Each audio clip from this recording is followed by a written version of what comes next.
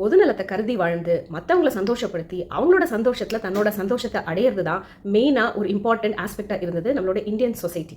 இந்த சின்ன ஆஸ்பெக்டை மாற்றி நம்மளுடைய சுயநலத்தில் தான் நம்ம வாங்குற பொருளில் தான் நம்மளோட ஐடென்டிட்டி கலந்துருக்கு, நம்ம சந்தோஷமே அதில் தான் இருக்குன்னு சொல்லிட்டு நம்மளுக்கே தெரியாமல் நம்மளை பிரெயின் வாஷ் பண்ணிச்சு வெஸ்டர்ன் கல்ச்சர். ஒரு பெரிய proof how the way people celebrated பர்த்டேஸ்னு நம்ம யோசிச்சு பார்த்தாலே நம்மளுக்கு இந்த விஷயத்தோட விடை கிடைச்சிடும்.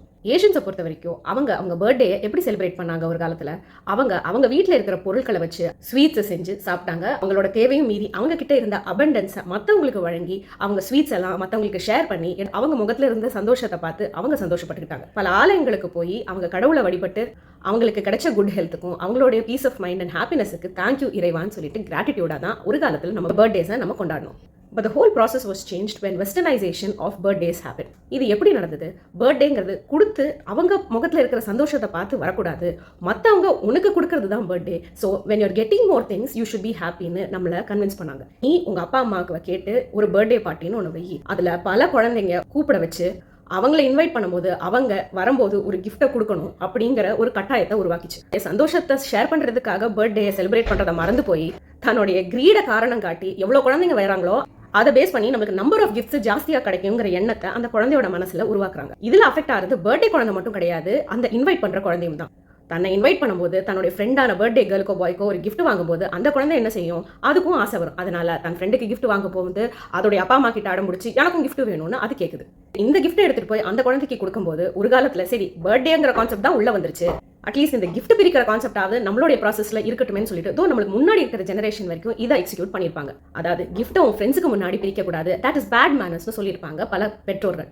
இது ஏன் சொன்னாங்கன்னா அந்த கிஃப்ட்டை பிரிக்கும் போது வாங்குற குழந்தைக்கு சந்தோஷமா இருக்கும், கொடுக்குற குழந்தைக்கும் சந்தோஷமா இருக்கும். ஆனால் அதை பார்க்குற மித்த 10-12 குழந்தைங்களுக்கும் அந்த கிஃப்ட் மேலே நம்மளுக்கு வரலையே, நம்மளுக்கு ஆசை இருக்குங்கிற ஆசையும் ஜெலசியும் டெவலப் ஆகும். இதை அவாய்ட் பண்ணுறதுக்கு தான் எல்லாரும் போனப்புறம் கிஃப்ட்டை பிரிச்சுக்கலாம்னு அப்பா அம்மா சொன்னாங்க. ஆனால் இந்த விஷயத்துக்காக ரிசர்ச் பண்ணும்போது தான் எனக்கு ஒரு ஷாக்கிங்கான உண்மை தெரிய வந்தது. அமெரிக்காவில் இந்த கிஃப்ட்டை எடுத்துட்டு வந்துட்டு அவங்களுக்கு முன்னாடியே நம்ம பிரிக்காம போய் அதை உள்ள எடுத்துட்டு போய் வச்சானா that is an offensive attitude. அது உனக்கு அந்த ஆள் மேலே இன்ட்ரெஸ்ட் இல்லைனா தான் அதை கொண்டு உள்ள வைப்பேன்னு அவங்க ஒரு கட்டுக்கதை விட்றாங்க. எப்படி ஜஸ்டிஃபை பண்ணுறாங்கன்னா அதை பிரிச்சு பார்த்துட்டு சந்தோஷம் அடையுதுல அந்த குழந்தை, அந்த சந்தோஷத்தை பார்க்கும்போது கொடுக்குற குழந்தைக்கு ஒரு சாட்டிஸ்ஃபேக்ஷன் உண்டாகும், அதுக்காக தான் இதை சொல்றோம்னு அவங்க சொல்லிக்கிறாங்க.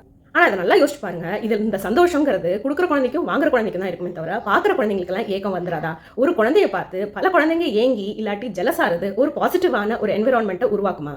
ஸோ சந்தோஷங்கிறது கொடுக்கறதுல இல்லை வாங்குறதுல தான் திருப்பி இந்த ஈவெண்ட் ரீஎஸ்டாப்ளிஷ் பண்ணிக்கிட்டே தான் இருக்கு. இது இன்னொரு வகையான அழுத்தத்தையும் போடுது. இந்த வாட்டி இந்த குழந்தை இந்த பர்த்டே இந்த லெவலில் செலவழிச்சு செஞ்சா அடுத்த வாட்டி இதை விட நல்லா செய்யணும், அதிகமான ஃப்ரெண்ட்ஸை கூப்பிடணும், அதிகமான காசை செலவழிச்சு பெரிய கிராண்டா ட்ரெஸ் வாங்கணும், பெரிய கேக்கை வெட்டணுங்கிற அவங்களுடைய ஆசைகள் வளர்ந்துகிட்டே தான் போகுமே தவிர this will not come down. இது எங்கேயுமே நிற்கிறது இல்லை. ஒரு 15 குழந்தைய அந்த குழந்தை கூப்பிடுதுன்னா அந்த 15 குழந்தைங்க மனசுலயே நஞ்ச விதைச்சிருது இந்த பர்த்டே பார்ட்டி. உண்மையிலேயே நீ என்ன அன்பு செலுத்துறேன்னா அந்த பையனுக்கு அவங்க அம்மா அப்பா வந்து இந்த பர்த்டே செலிப்ரேட் பண்ண வச்ச மாதிரி நீ எனக்கும் செலிப்ரேட் பண்ணுன்னு சொல்லிட்டு இந்த குழந்தைங்க தன்னுடைய பேரண்ட்ஸ் மேல இந்த ஒரு எக்ஸ்பெக்டேஷன் கொண்டு திணிச்சு பேரண்ட்ஸையே இன்செக்யூர்டா ஆக்கிடுறாங்க. ஸோ அன்புங்கிறது ஒரு பொருளை நோக்கி தான் இருக்குது, அந்த பொருளை வாங்கினாதான் அது அன்புன்னு சொல்லிட்டு ஒரு எஸ்டாப்ளிஷ்மெண்ட் இங்கே கிரியேட் ஆகுது. இது யாருக்கு லாபம்? இந்த பொருட்களெல்லாம் விற்கிறான் இல்லையா கேபிட்டலிஸ்ட், அவனுக்கு தான் லாபம். தேவையில்லாத தேவைகளை உருவாக்கி தேவையில்லாத இமேஜை உருவாக்கணுங்கிற அழுத்தத்தில் போட்டு அந்த இமேஜ் கிரியேட் ஆகிறதுக்காக இந்த பொருளெல்லாம் வாங்கி தான் ஆகணும்னு நம்ம மைண்டில் சப்கான்ஷியஸாக இந்த ஒரு ஃபால்ஸை வச்சு ஃபீட் பண்ணி நம்ம பாக்கெட்டை காலியாக்கி இந்த கேபிட்டலிஸ்டோட பாக்கெட்டை அவங்க ஃபில் பண்ணிக்கிறாங்க. இதை இன்னொரு ஆங்கிளில் பார்ப்போம், சயின்டிஃபிக் ஆங்கிள். பர்த்டேன்னு வரும்போது நம்ம எல்லாம் ஒரு ஊதுபத்தி ஏற்றும் போதோ இல்லை விளக்க அணைக்கும் போதோ கூட அந்த தீயை கையை வச்சு தான் அந்த ஊதுபத்தி வச்சு அணைப்போம், ஒரு விளக்க ஒரு பூவை வச்சு தான் குளிர வைப்போம். The concept behind that is because of body fluid, அதாவது எச்சில்ல பாக்டீரியா இருக்கும், அந்த பாக்டீரியா அந்த ஃபயர்ல பட்டு அது கருகிறது இஸ் நாட் குட். இரண்டாவது எச்சி வழியா டிசீசஸ் ஸ்ப்ரெட் ஆகுங்கிற உண்மை ஏஷியன் கண்ட்ரீஸ்ல ஒரு கான்ஷியஸான லைஃப் ஸ்டைல்ல ஒரு விஷயமாவே இருந்தது. பட் அக்கார்டிங் டு வெஸ்டர்னர்ஸ் அவங்க அந்த அளவுக்கு சயின்டிஃபிக்கான வளர்ச்சி வரல அப்படின்னு தான் நம்ம இந்த இவெண்ட் எல்லாம் பார்த்து நம்மளுக்கு தெரிய வருது. ஒரு பர்த்டே கேக்குன்னு எடுத்துக்கிட்டா அதில் கேண்டில்னு சொல்லிட்டு அந்த ஏஜுக்கு தகுந்த மாதிரி அவ்வளோ கேண்டில்ஸை வச்சு அதில் அடுக்கி அந்த பர்த்டே குழந்தை ஃபூன்னு அந்த கேண்டில்ஸ் எல்லாம் அணையிற அளவுக்கு தன்னுடைய எச்சியை வச்சு ஸ்ப்ரே பண்ணி அதை ஸ்ப்ரெட் பண்ணி விட்டுரும் கேக்கு ஃபுல்லாக. அதுக்கு கோல்டு இருக்கலாம், காஃப் இருக்கலாம், ஃபீவர் இருக்கலாம், சொத்தப்பல் இருக்கலாம், என்ன வேணாலும் இருக்கலாம். இருந்தாலும் அந்த எச்சல் விழுந்த கேக்கை தான் எல்லாரும் சாப்பிடணும் அன்னைக்கு. இந்த ஆஸ்பெக்ட்ல கூட as Asians we were more evolved than the western cultureன்னு சொல்றதுக்கு வேற என்ன ப்ரூஃப் தேவை? பட் இந்த ஆங்கிளில் நம்மலாம் யோசிக்க மாட்டோம். ஆனால் it's time we all think about how the world is trying to change and alter our thought process to make us feel insecure and believe that our happiness lies in buying things and our loved ones buying things for us. இந்த பதிவு பற்றி உங்களுடைய கருத்துக்களை கீழே இருக்கிற comment செக்ஷனில் share பண்ணுங்க. உங்களோட குழந்தைங்க எப்படி வெஸ்டர்ன் வேர்ல்டால முட்டாளாக்கப்படுகிறார்கள்னு சொல்லிட்டு உங்க குழந்தைக்கு இந்த வீடியோவை ஷேர் பண்ணுங்க. Let's see what the new generation thinks about this particular topic. பல வீடியோஸை பார்க்க சௌமி மாமி சேனலை பார்த்துட்டு வாங்க. Till I meet you in the next video. It's bye from Saumi Mami guys. Bye.